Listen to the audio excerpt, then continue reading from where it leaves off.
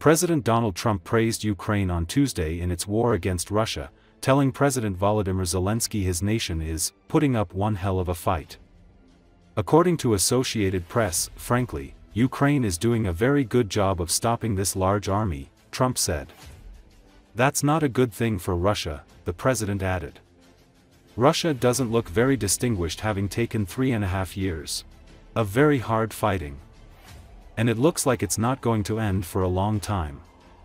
Trump made the comments during a bilateral meeting with Zelensky on the sidelines of the United Nations General Assembly.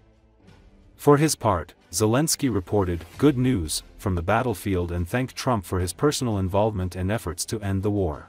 Thank you very much, everybody. We appreciate it, and we've had an interesting day. I think a very productive day. And we're going to start a meeting with the president, who we all know very well. He's a brave man, and he's putting up one hell of a fight. And we'll see how that all turns out. But we're going to have a meeting, and we have about 30 meetings scheduled today. We have a lot of meetings scheduled today, going pretty late into the night.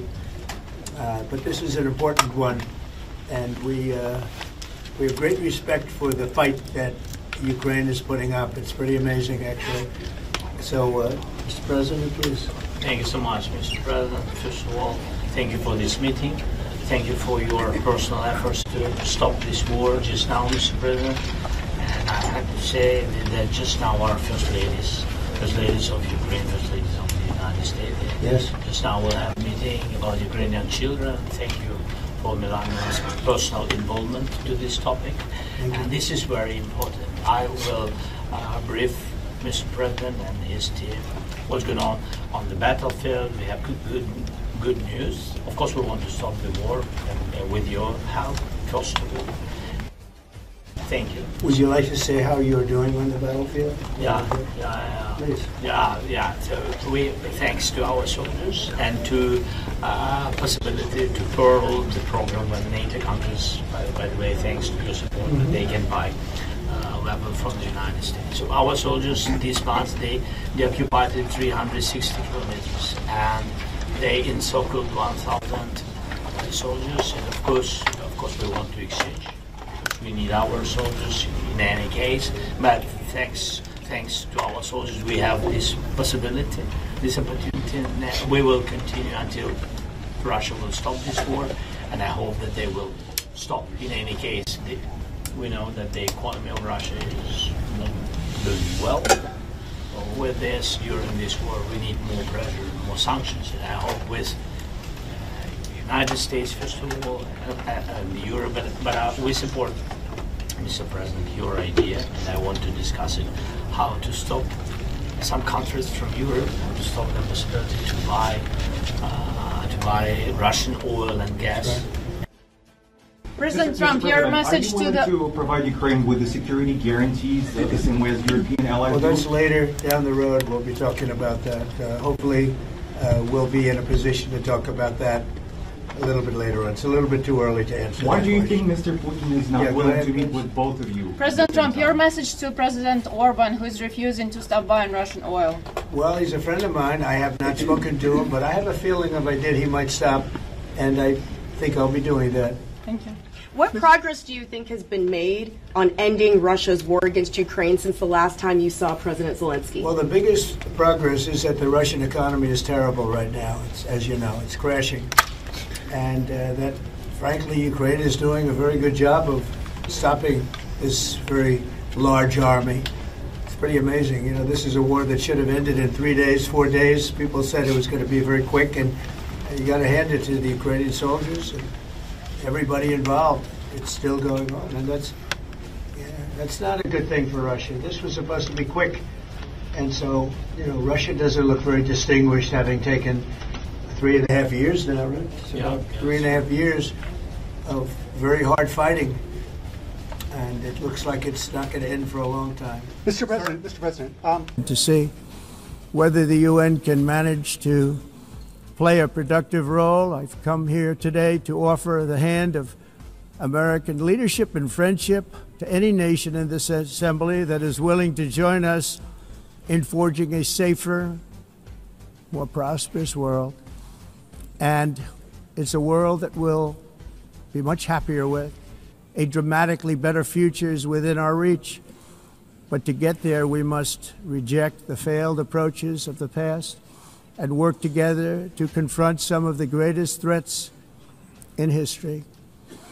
There is no more serious danger to our planet today than the most powerful and destructive weapons ever devised by man, of which the United States, as you know, has many.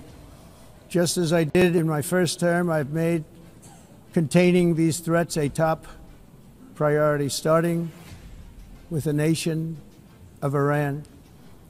My position is very simple.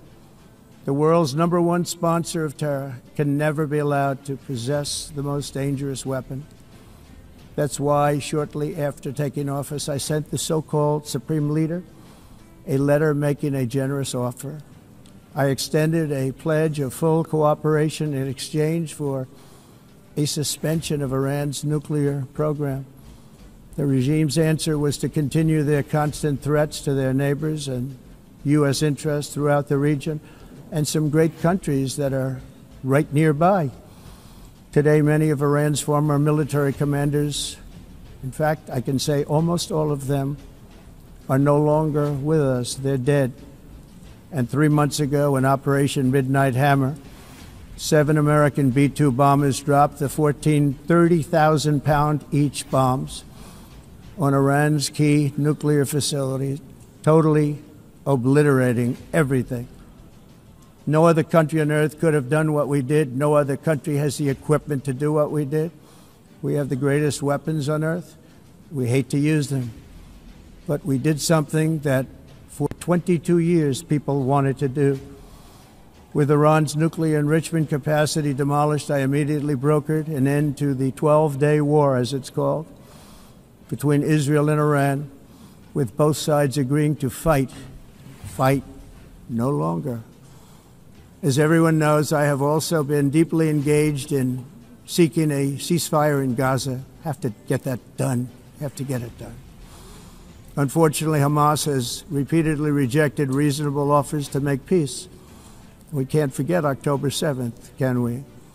Now, as if to encourage continued conflict, some of this body is seeking to unilaterally recognize a Palestinian state. The rewards would be too great for Hamas terrorists for their atrocities. This would be a reward for these horrible atrocities. But instead of giving in to Hamas's ransom demands, those who want peace should be united with one message: release the hostages now. Just release the hostages now. Thank you. We have to negotiate, immediately have to negotiate peace. We got to get the hostages back. We want all 20 back. We don't want 2 and 4. As you know, I got, along with Steve Witkoff and others that helped us, Marco Rubio, we got most of them back. We were involved in all of them. But I always said the last 20 are going to be the hardest, and that's exactly what happened. We have to get them back now. We don't want to get back 2, and then another 2, and then 1, and then 3. Have this process. No, we want them all back, and we want the actually 38 dead bodies back too. Those parents came to me and they want them back, and they want them back very quickly and very badly. As though they were alive, they want them. They want them every bit as much as if their son or daughter were alive.